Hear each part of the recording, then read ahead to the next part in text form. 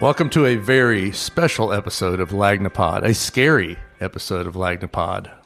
We're here this week with Kevin Lee, our very own Kevin Lee, and we are going to be talking about his new book, Sinners Above All Others. Howdy. Hi, Kevin. And we're here with Ashley and Kyle as well. Yes. Hello. Right. Kevin, new book out. It's a collection of articles you've done for us over the last 24 years. Yeah. Except for there's two new ones, right? Yes. Two new ones, but all of the ones, just about all of the ones you added to and updated, all of the ones we've run before. Some more extensively than others, yes. Yeah. And so, because I will also, we have an excerpt this week of the Murder on Point, which was the Major Birchfield, and it was one of the only ones that we could fit into the paper. That's so that was how we chose it. Yes. Yes. And it still is like a 4,000 word. Yeah. There were some that were like massive. 8 plus. But don't let that scare you away, folks. It's 8,000, the easiest words you're ever going to read, because they're great stories. And so, Kevin, tell us a little bit about your interest in these types of stories to begin with.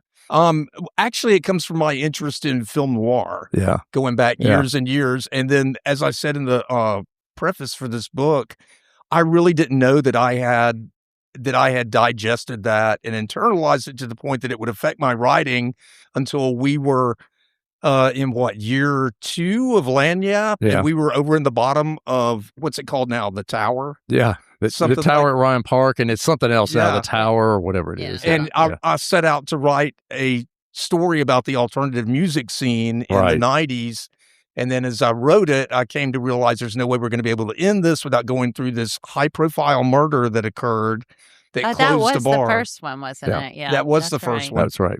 Because that was the one where Ashley read something that I wrote in there, and she was like, who knows what the word crepuscular means? I still don't know what it means. But he loves those 50-cent words, but don't also. I think that's a 75-center right there. Yeah. But that's inflation, you know. But yeah, so that's, I mean, it is. Those are the things, and the reaction to those stories, even back in our very early days when we didn't have as much readership, people definitely reacted to those. That's putting it kindly. Yeah. Yes, that is putting it very kindly. Very little readership, but I mean, people definitely reacted to that story. I remember that very clearly. I remember, didn't we have a guitar outlined with it's like body chalk, or was the cover? I don't even remember the artwork, and that was probably one of the ones that Tremere did. Yeah. Oh yeah. Yes, and then less than a year later, we followed with the Arch McKay story, and that just exploded. Everybody dug that. The Arch McKay story is the most talked about story we've ever done, and people always ask me about it. 20 years later, it is always something people talk about, and in fact, we reran it a few years ago just because when we first ran it, our circulation was much smaller. And you had an intern at the time. I remember when you were working on that story. What was it? Who was it? She said, has anyone ever heard of it? Was it Mary Catherine or something like that? No, and she came walking into the office. She had been somewhere in town doing research, and we sent her out on some errand, over to the archives or wherever. And she came in. And she goes, does anybody here know a guy named Jack Ruby? And everybody just kind of stopped and looked up but she was so young. She didn't. Yeah. So Arch McKay, for folks who maybe aren't aware, was a Mobile Press Register reporter and editor who was murdered out in the parking lot one middle of the afternoon. Middle of the afternoon. Yes. Right there beside Government Street, busiest street in town. Yeah. And the lore, at least when I first came to Mobile about it, was, they always kill the investigative reporters in Mobile. That was always the thing. There was an old AP reporter who had gotten murdered. Mm-hmm. And we never really were able to track down all that on that. I know we tried at one point, but I have some scant information, but nothing really in depth. But he was murdered in maybe a decade earlier than Arch, I think, in the 60s. And then Arch McKay. I don't think either one of them were exactly involved in investigative reporting that may have led to their demise. Was more like an arts. He was the Sunday. Yeah, he was like an arts editor. You better watch out. Yeah. And that was another memory of when that happened, was after we wrote that article. For those that have never met me, I wear horn rim glasses like Arch McKay did. And I walked into the office one day and was wearing this gray 1960 style overcoat that I had gotten from my grandfather, and Ashley looked at me and said, "You're going to get murdered."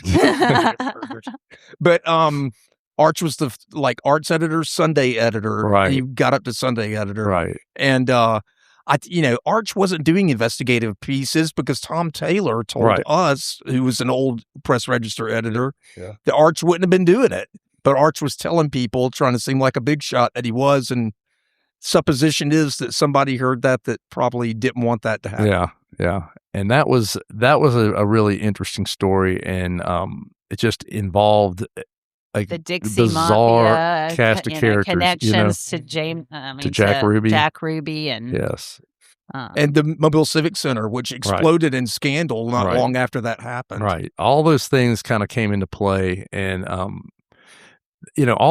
that stuff was, at the very early, those first two, I think, kind of just set you off on periodically doing another one of these. And these are not easy stories to do, folks. I mean, these take hours and hours and hours and months of investigation and talking to people and looking up stuff. I mean, a lot of it is finding documentation from way back when. I mean, a lot of these stories that you've done are older stories. Many of them are older. Early part of the 70s, 80s. And even earlier, going back to in this one, going back to the 1920s. Well, even back to the Bienville and and Iberville. Yeah, and that was a story. All right, two things dovetailed to kind of help with this type of pursuit. Yeah. One is that I was a history major. Right. So I like historical research. Same here. Oh, really? History major, yeah. Okay. Specializing in British and the ancient world. Yeah. Okay. It was more the imperial stuff. Yeah, not many newspaper clips from back then. Not a lot. Not a lot. But I like doing historical research, so I like spending time in the library, as you would know what that's like. Yes. And then the other thing that was very fortunate about it was that I met Wilbur Williams. Yeah. And Wilbur explain who Wilbur was. Yeah, Wilbur is a former detective from Mobile that retired here after putting in his time, became the police chief in Andalusia for many years. He's now retired from that and back in Mobile. But Wilbur ended up being the seed of a lot of these stories because during his time in Mobile, he worked on some very high-profile murders. He was a patrolman that happened upon some evidence that was related to the Arch McKay story. Right. Later on, when he was a detective, he worked the Colonel Dixie murder. He also worked on the murder of Major Birchfield, which is the story that's on the cover of this issue of Lagnia.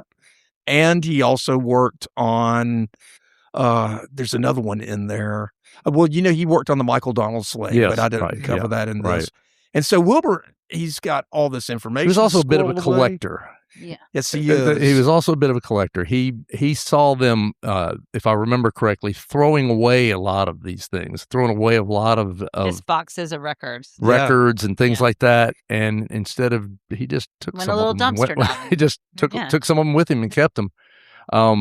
He told you and I that story when we were in his office in Andalusia back in 2004. Yeah, and we went up there for Arch McKay, right? Yeah. And that was we went and interviewed him, and he kind of just like, well, let me look in this pile of stuff here, and it's like I was talking with a police officer stuff, the other night at the Nappy Awards, and he said that Wilbur is known for being squirreling away. Yes, he had squirreled away quite a bit of stuff. He has helped us a lot with his squirreling. So, but it seems like a quote machine too. Yes. Some of the great lines he had in your stories. Very, very much so. And there's tons of illustrations and police evidence that's in this that have never been published before. And really what I like a lot too is like photos of buildings you probably drive by every day and didn't realize someone was murdered in it. You know? Yeah. So, well, some of those images are so fascinating. I mean, the Arch McKay images of people looking at his Volkswagen hatchback, with him in it, shotgun blast to it in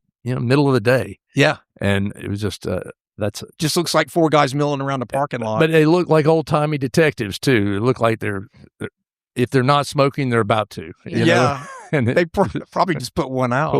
About to start another one. Yeah. Yeah, And then with the Civic Center behind them and the role that played in this, that one photo just has a lot of the story in it. It does. But I guess the other biggest story that we hear about the most is we've referenced is the Colonel Dixie murder. So tell us a little bit about.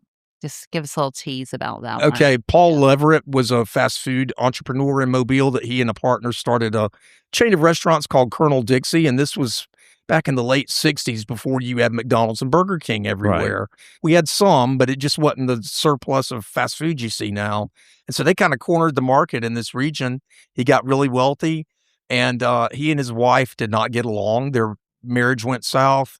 And so he was later indicted and tried and found guilty of hiring a hitman to kill his wife. Yeah. And things kind of fell into place on that one in a lot of fronts. And it was just a big scandal locally because everybody knew Colonel Dixie. And a it lot was of people like knew the Leveretts. hangout for everyone. Like there was one right in Spring Hill at like Old Shell and McGregor, I think. Yeah, and that was right like there. The big hangout for everyone. There was one down on the last one was that one down on Government Street that died out probably the building is still 12 there years now. ago, but 10, 12 years ago. And then somebody tried to bring the brand back at one point. Yes, and that failed. I was a kid. And it was pretty recognizable too because wasn't it on the book covers? It was on that's what I was going to say. When I was growing up, it was on all of and I grew up in Mississippi in Jackson County, and I don't remember ever going to a Colonel or seeing a Colonel Dixie over there, but for whatever reason, we would have book covers you would put on your school books, and there was always a giant Colonel Dixie. Bite the one you love, on the front of it. Okay, bite the one. Bite the one you love, and which led to people drawing things in Colonel Dixie's mouth that was inappropriate. And that shows you how extensive the reach of that chain was because it was all the way over there. And I will say also it was, and I don't want to give too much away, but what happened to Leverett after he went to prison is that part of it is just as interesting as what really leads up to it. So it's a fascinating one. It was, as Ashley said, without giving too much away, it was this kind of well kept secret in the state penal system. And I remember when I found out what was going on up there, I was talking to Wilbur about it on the phone. Yeah, and I said, well, Wilbur, it sounds like what they had up there was an illegal plantation. And he didn't say no. He just laughed. Yeah. Wow. There you have one of the laugh out loud moments I got from this book, Clee, was in the prologue. This poor kid from the north comes, and this is where we got the title from too. Comes from, I guess was it Norfolk, Virginia? He came down here back, when Mobile was at its antebellum boom. He wrote home to the Norfolk Democrat on March 23rd, 1839. The temptations that beset a young man on entering this place, Mobile, are many and great. And however firm his principles or virtuous his previous habits, it will be almost a miracle if he escapes. A stranger in this city, he will naturally stop for a time in a hotel. His first acquaintances will be formed there. A matter of politeness, they will invite him to drink, and it will be considered an insult if he refuses, or they will at least look upon him with contempt. Things haven't changed. Yeah. And this is how he ends it. It goes on a little bit more, but I won't read the whole thing. Many young men who have left home with good principles and habit, the pride of parents, the hope of friends, have found their way to death. I have not mentioned these things because I suppose the people of Mobile to be sinners above all others, but with the hope they will prove a useful hint to some of the many young men who are flocking here from the north. There you go. Yep. I was like, some the things more never things change, the more they stay the same. And Kyle was the one that had the eye for it. That when he saw that quote, he was like, "Man, this would be a great title." Yeah, because we were tossing around like, what was some of the other ones? Like Blood in the Bay, which is good. Yeah, but no, sinners above all others. That's perfect. That's good stuff. Speaks to the people of the book. Yeah, Blood in the Bay sounds like a rather brutal jubilee. It does. Yeah. But I love that one. But some of the other stories in here, the Oscar trucker driver who was the Saraland mayor. And then it goes into the whiskey ring with Frank Boykin. Frank Boykin. That was my favorite. And then the chapter just on Frank Boykin's deeds, I think that's chapter 6 or misdeeds, as they were. Deeds and misdeeds. That one was my favorite. And there's a great picture in there of Frank with Billy Graham. Yes. And Billy Graham's eyes are about to pop out of his head, and I just would love to know what was said that could make that face. But that's a great one. And we just ran this one, I guess last fall, but our connection to the Manson crime family, that's the Manson family. That one's good. And then I don't think a lot of people know that the guy that shot Larry Flint was from Mobile. Mobile's own. Yes. Mobile's own. Love the pride of Mobile. Yeah. Yes. Love Spring Hill College seems to have a lot of a connection. Spring Hill has. There have definitely been some. Lee Harvey Oswald showed up there. Lee Harvey Oswald once again, the JFK angle. Yeah. There's how many total stories are there in here? I think there's 13. 13. Yeah, I think Lucky 13. Lucky 13. Yeah, that's good. So I mean, it's a for those who are interested, there is a lot to read there. It's not just 3 or 4 stories. There's 13 stories in here. They're all great. They're all really just terrific. And stories made about it our town, kind about of our an area. Interesting size too for 2 reasons. So it would still be easy to read, but also look great on your coffee table. And I think it's been on my coffee table at home. Oh yeah, and I think we have achieved that. Have you redecorated the house around the book? I have. Yes. Yes. Everything is red and black. Red and black. Yeah. Old pictures. Yeah. Dead people laying around. Murder weapons. Yeah. Yeah. Well, it came out really great. And how are we getting this to people? So we've got several different ways. You can pick it up at the Lagnia-POD office, which is the easiest way. Down at Lagnia World Headquarters, we're right across from the Mobile Public Library at 704 Government Street. Park around back. Just come Monday through Friday. Around back is off Conti Street. Yeah, off Conti. Like directly behind the building. Yeah. That's where our parking lot is. And you can purchase one for $30, and then there's no shipping fees or whatever. Or, if you get it from us there. We can mail it anywhere in the country for $5, which is not bad. Mm-hmm. So we're just mailing it to people that are right up the street. $5 Yeah, so $35 to have it mailed to you anywhere you want. And all you need to do, you can either go on our website and click on the ad for the link, and you can use your credit card, or you can Venmo or PayPal us and just email our office manager, Jackie. This is all on the website, so you don't have to remember this, but just email her your shipping address, and we'll get it shipped to you that way. And then Clee's, we're going to have it at the Haunted Bookshop, hopefully starting next week, and a few other places, but we'll keep updating everywhere you can get it. And then we know for sure Clee's having a signing.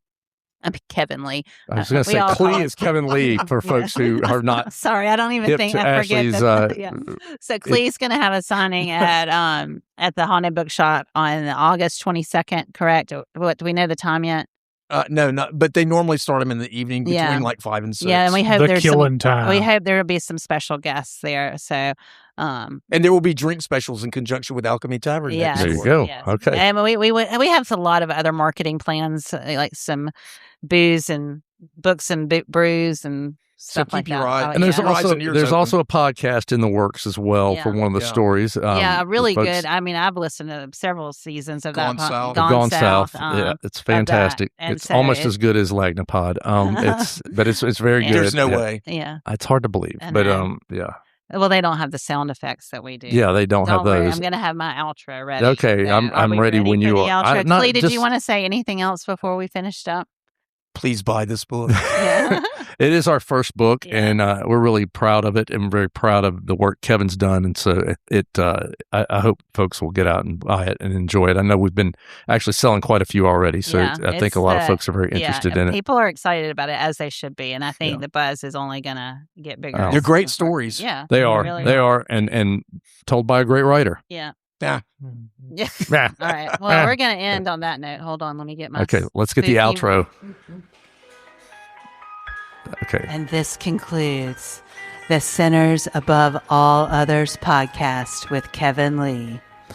Buy your book now at Lagnia-POD.com.